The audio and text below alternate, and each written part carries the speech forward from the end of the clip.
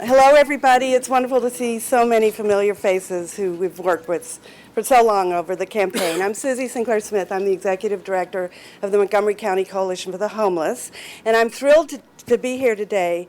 And it's a really exciting moment that we're celebrating for all of us who are committed to ending homelessness for our most vulnerable neighbors in Montgomery County. Together as a community, we have joined 230 locations nationwide. Right here in our backyard, we are doing the same thing that 200 communities are doing across the nation to implement the National 100,000 Homes campaign. The purpose of the campaign is to identify and house our most vulnerable adults who face the likelihood of dying while experiencing homelessness. We believe that this is both a moral imperative to find housing for these individuals, but it's also a fiscally responsible move to cut the immense costs for this population for their use in crisis emergency services. During Registry Week, which was part of the campaign, we surveyed 229 individuals, and half of that group, 159, reported conditions that identified significant medical vulnerabilities. This aligns with national research that those who experience homelessness have a 25-year less life expectancy. This time last year, I would never have expected that we'd be here and be so far along in saving the lives of this group of 159 individuals in the county. Due to the generosity of the Montgomery County government, the Montgomery County Coalition for the Homeless received a supplemental appropriation to house the 15 adults on the top most vulnerable adults on the list. This funding includes support for rental assistance and for a care team that includes a case manager, a nurse, a case aide, and connection to mental health services. We consider this a demonstration project that we can all learn from as we move forward to place the entire group of 159 into permanent homes. Today, we are celebrating the placement of the first 4 of our most vulnerable adults into their own permanent apartments using the county's special appropriation. So I want a big celebration. I mean, this is really an amazing moment. And as I said, we never thought that we would be this far along, and that's why we're here today to celebrate. We truly appreciate our wonderful partnership with the Montgomery County Housing Opportunity Commission, who made these apartment units available from their own housing portfolio. So a big applause to HOC. And last but not least, we truly appreciate our amazing partners who are in this very room, including the Montgomery County Council and the executive branch, our nonprofit partners, and county residents who together have put in countless hours to bring us to where we are today. And I would like all of those who've been involved in the campaign, we are still together moving towards that goal of 159, to stand up and have a big applause. And that's everybody who put hours.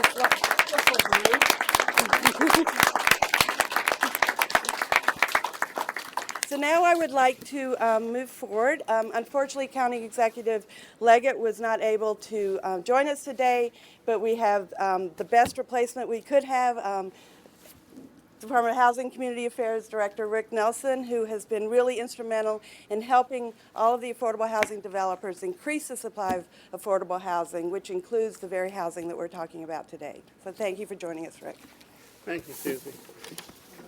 Let me just apologize for the executive not being able to be here. I just found out a few minutes ago that he wasn't. But let me also pick up on something that Susie said. This is really a celebration of partnership, because just looking around this room, we have a number of partners in and out of county government that have all coalesced and come together to, in fact, make this thing happen and provide homes for those who are in need. But let me just say that, to read the executive's comments, we said last June that we were joining communities across the country in the 100,000 Homes campaign to identify those most vulnerable and to work to find permanent housing for them. By November, we identified the most vulnerable in our community, and we've been working hard since then to place them in permanent housing. Yet, even among those who are homeless, there are some who have needs which require special attention. These are the homeless families with specific medical vulnerabilities who not only need housing, but also intensive medical assistance, ranging from health services to case management. Today, we're beginning a new effort to address that need. In partnership with HOC, the Housing Opportunities Commission, We're making this kind of assistance available through a new Vulnerability Initiative program. Since the 100,000 Homes campaign began here in Montgomery County, we have found permanent housing for a total of 84 of the most vulnerable homeless individuals. The new program will make intensive medical services available to another 15 residents.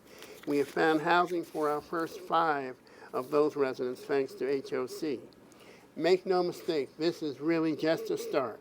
Montgomery County is committed to meeting the needs of all those men, women, and families in need of housing. No one should suffer for lack of a roof over their heads. I'm proud on behalf of the county to be supportive of this 100,000 Homes campaign. And I also want to just say thank you to the county council for their very strong support in terms of what we're trying to do. Thank you. Thank you, Rick. We really appreciate your representing the county executive. Our next speaker really does not need an introduction, but I'm going to give a little bit of one. Councilmember George Leventhal has spent countless hours, and I should probably say years, devoting himself to understanding the causes and solutions to homelessness. He has been a true leader of the Montgomery County 100,000 Homes campaign, galvanizing involvement from all sectors from around the county, and he has spent many hours himself on the streets and in the woods connecting with our homeless neighbors. Let me introduce Councilmember George Leventhal. I'd like for Council President Rice and Councilmember Berliner to stand with me if they would. The County Council is not going to drop this issue. We are going to monitor the numbers. We are going to measure outcomes, and we are going to achieve a real reduction in the prevalence of homelessness in Montgomery County. When I got to the County Council in 2002, the county had just adopted what was then considered the best practice for addressing homelessness. The Montgomery County Coalition for the Homeless, working with the county, put together a plan that was called Homelessness Beginning to End, and it was what was then being recommended by the federal government, a 10-year plan. Well, now it's 2014. We're 12 years later. We haven't ended homelessness, but we've continued to stay in touch with communities outside Montgomery County. We do government very well here, but we can't just assume that we know the best methodologies. We have to always be apprised and aware of what other communities are doing. And so we learned about the Housing First approach, which is being which is the subject of research. Research shows that rather than making clients wait until they've addressed their substance abuse issues or until they've gotten themselves stable and medication compliant from the standpoint of behavioral and mental health challenges, put the clients in housing first, and being stably housed enables clients to come to grips with whatever are the challenges, the life challenges that made them homeless in the first place.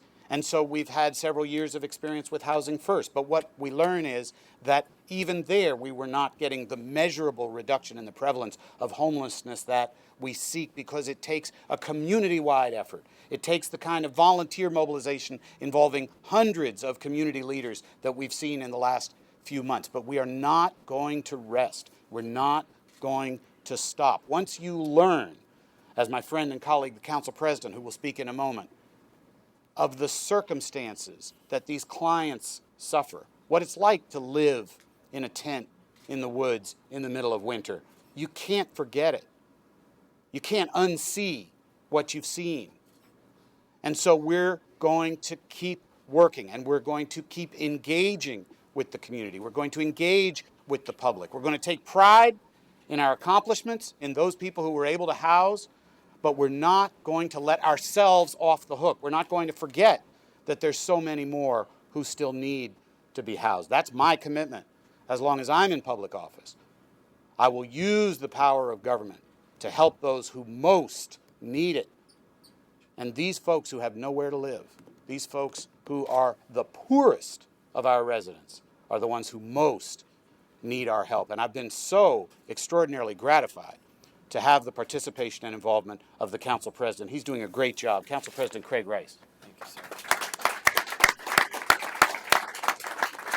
So I don't want to belabor this point because I think that we all know that everybody deserves a home. And it's extremely important for us to make sure that whether that's living in an apartment, whether that's living in some sort of subsidized housing, whatever it is, to be able to lock that door and make sure that you're safe and secure, to have that feeling that this is my space that I have control over, is something that is so important to each and every one of us. It's something that we teach folks as children, you know, about the dream of having the home and the dog and the yard. And those are all things that are always so important to people, but yet we allow for thousands of our residents to miss out on that each and every day. You know, a great leader is always judged by their actions, but one of the things that oftentimes people forget is that great leaders have a responsibility to bring on others to do the same great work that they're doing. And that's why I have to give kudos to our Council Vice President, George Leventhal, for the great work that he did. I have to thank him because it was he that encouraged me to participate in this 100,000 home campaign and to go out on the survey, to where I was there with folks like Herb Smith and Jennifer and Jeffrey Thames that are here in the audience, all a part of my team, as we went out there and we saw firsthand the plights. People living in the woods right behind major high schools had no knowledge that these folks were there. Folks living in the woods behind a 7-Eleven that I've gone to for the past 8 years never knew they were there. It's opened my eyes. No longer are these folks invisible. And I intend to keep doing the great work that Councilmember Leventhal has done in terms of making sure that we open the eyes for other leaders as well, making sure that our message is out there so that other people know about how serious this is and how we need to get a handle on this situation and make sure we can end homelessness. We can do this. It requires all of us working together. And that's why with great colleagues like one that you're about to hear from, Councilmember Berliner, together we can accomplish a lot. And so I give you Councilmember Roger Berliner.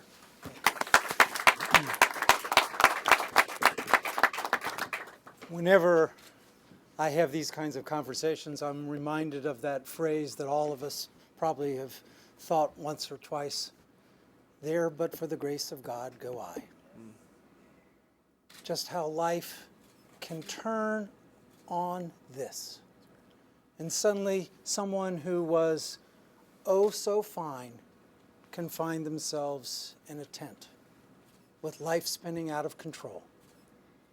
I had the pleasure, the privilege really, of attending Sue Kirk's Bethesda Cares therapy. There was a therapy session where the homeless gathered.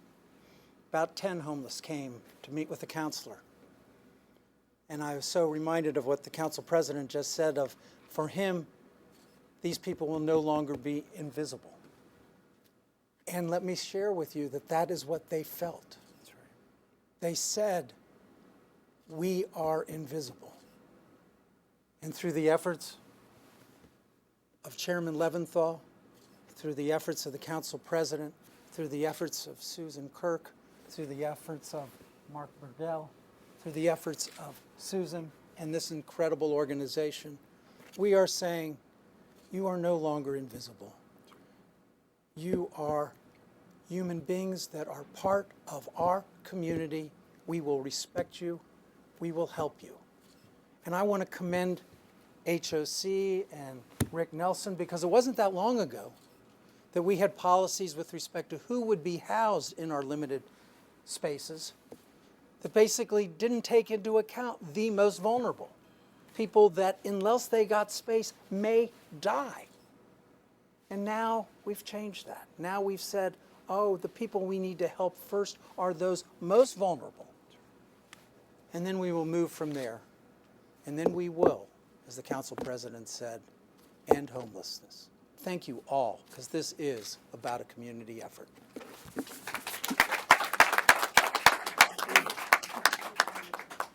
Thank you, George.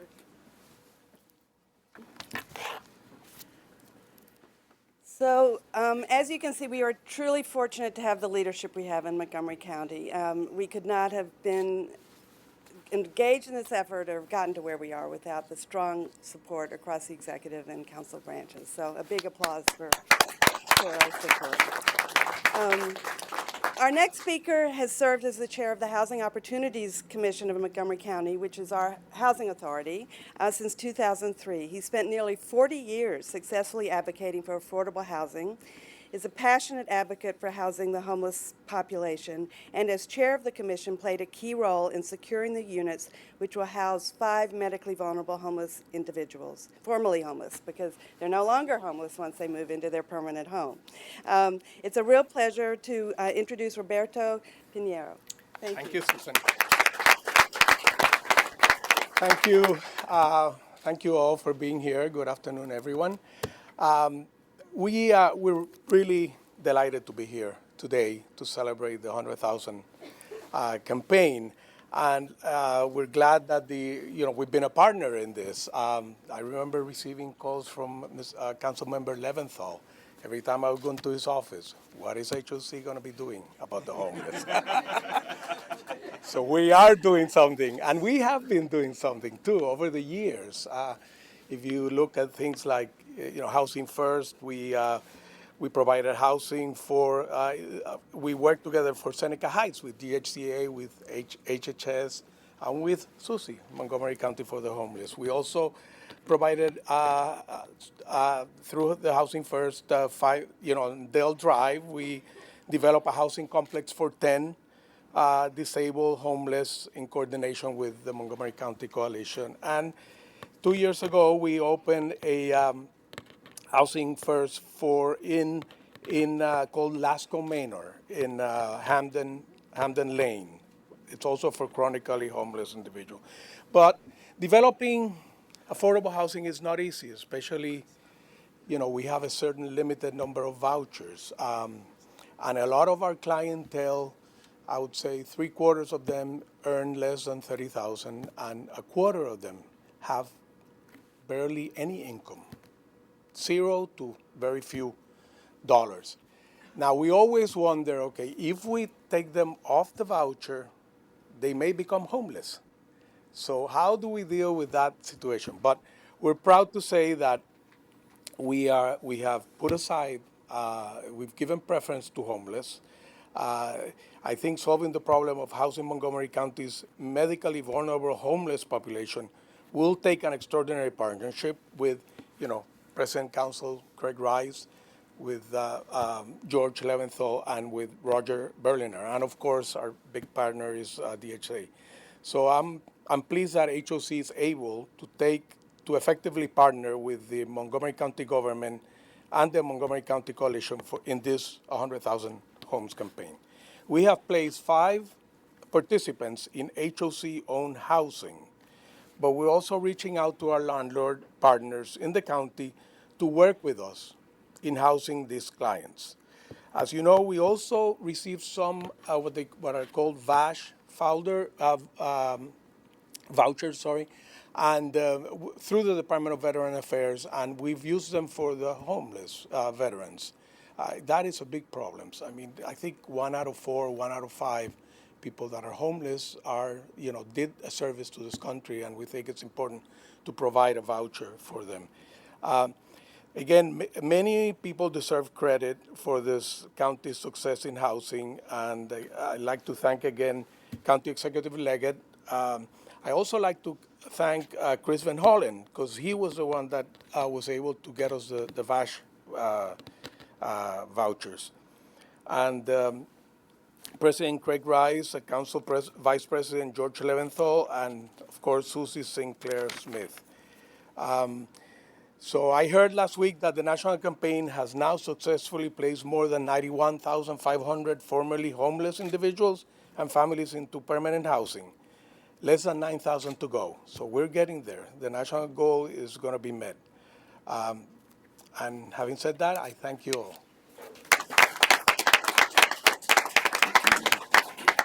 Thank you so much for our important partnership. We appreciate it. The next speaker is warm to my heart. I know I know when I go home at night, put my key in the door, step in, take my shoes off, I go straight to my sofa. And then I can't wait, after dinner to go straight to bed.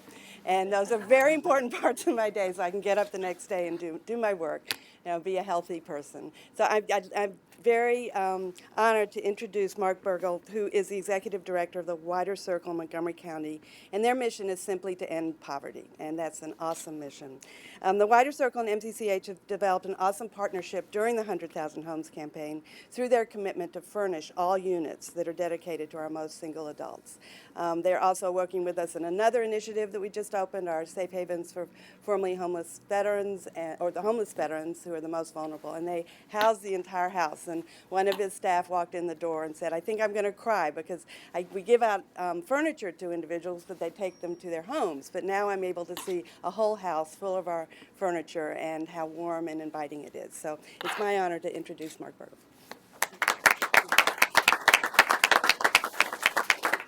Well, this is great to hear not just the words of our elected officials, but to hear their passion. It's really beautiful for us. Every day we get to spend a lot of time with people who open up their lives to us, and we hear the challenges they face, the significant challenges, and then we realize the steep uphill that is in front of them. And we know that the best answer for the people we serve is in collaboration and partnerships. And so when we come together and when we have the support of local government, which is right, you guys govern great. I mean, it's just beautiful for us to be here and be a part of this. Then we know that homelessness first and then poverty as a whole is within our grasp. I think the people we serve, when we talk to them every day, we're reminded that we have to think bold. We have to be really big in our thinking about how we're going to address their problems. And so we're committed to this effort. We're honored to be a part of this campaign, and we'll say yes to anything. And anybody out there who's working on this campaign, whatever you need to keep serving people, to get this next 9,000 or however many left in our county, we will say yes to all of that. So, Susie, just thanks for letting us be a part of this. Thank everybody. Yeah.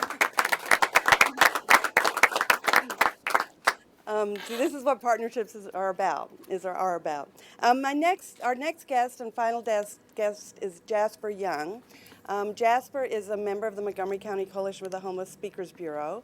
He has been a client, and I think for how long have you been in your house? 8 years. We have a permanent housing project called the CHIP, and it's the purpose of that housing, and they're actually MPDUs, which are moderately priced dwelling units that we worked with Rick Nelson on. And it's a permanent home for Jasper. He came to us with a very serious heart condition, and when he arrived, he had a very serious heart operation. He is now, and I hope it's all right, I'm talking about him personally about his medical conditions, but since he's been living in his own apartment in Germantown, he is truly fit. He's connected to the medical services in his community. He's a vibrant contributor to his community. He has a beautiful house that he lives in, and I love going to visit. And I just thought that it would be a really great opportunity for everybody to hear about what permanent housing means for someone who is truly medically vulnerable and how it can lead to restoring someone to health.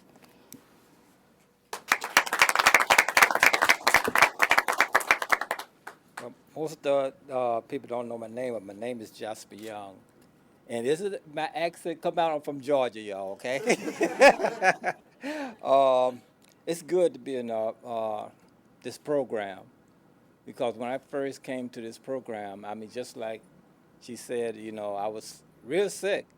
Didn't know what to do. I had to go through the shelter, having these operation on top of operation with my heart and having a vein pulled from your leg connected to your heart, and also had to go back into surgery to have a pacemaker put in, and then had to go back to surgery again, and they had to do other things to me. But now I'm okay because, the housing program is work, I'm telling you, and I thank God for the people back here, and for you all that happened with the people that need this program. And I thank God for you because it works for me. I'm telling you, it works for me. Because when I came into the program, I couldn't focus on what my goal was. But now since I got into the program, now I'm focused on different things. Not only that I'm helping myself, I'm helping other people because people help me.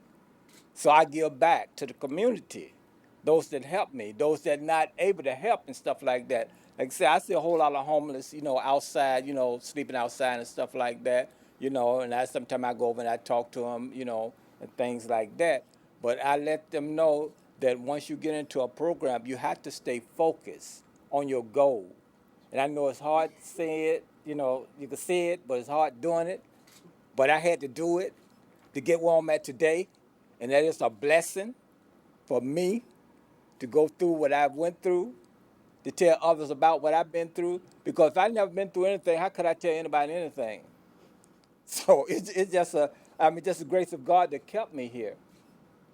Because last operating I had, I was on the table, and so they was doing this. They had put a new pacemaker in me, and so they had to put me to sleep. But to see the thing about putting me to sleep, so I'm a spiritual person anyhow. And when they put me to sleep, they don't know that I had got outside of my body. And when I got outside of my body, I was looking at them doing the operation on me. And after everything that over with, then they carried me back to the recovery room. Then the lady asked me, the man asked me, you okay? I said, yeah. I said, I heard, and everything that y'all did to me, I heard it. And I said, I saw everything. He said, how you do that? I said, because I got outside of my body. So I thank God for this program. Thank you.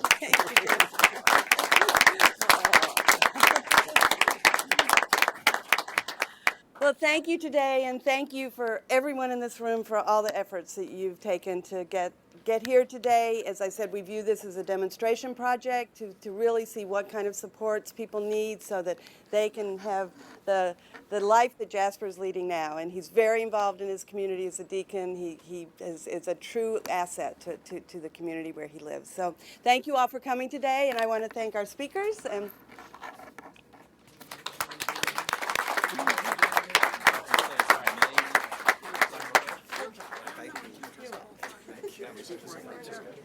Yeah.